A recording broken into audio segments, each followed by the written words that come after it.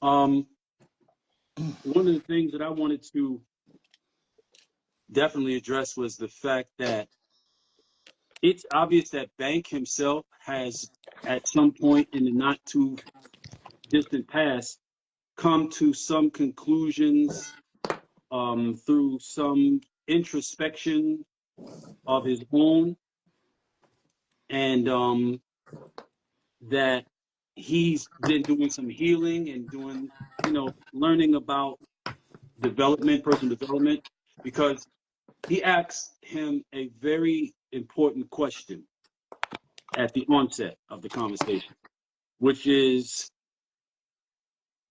did, what's your first memory? And I know from my own experience, that was one of the things that kind of initiated my ascendance and expansion and personal development. When the books I was reading encouraged me to journal, and when I decided to get out the street, one of the first things that I wrote that ended up being this book, but it was my journal. That's why this book is so personal. Raised by Wolves is so very personal.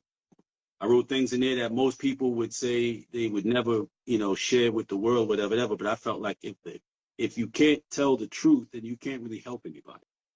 He asked, so I wrote starting with my very first memory, and he asked him something that you don't ever hear cats talking like this. You don't ever hear cats say, "Yo, what's the earliest memory you can remember?" That's straight therapy talk. Hank Bank didn't beat that, but he introduced it or reintroduced it into the conversation at the precise points where it made sense to kind of help the young man and young men like him, right? Because it's not just about doing the interview and getting the guy or the subject you're speaking to getting into their minds, but it's also about getting into the mindset of this type, young, black, male from a certain, background and growing up a certain way, developmental circumstances. Growing up a certain way means developmental circumstances.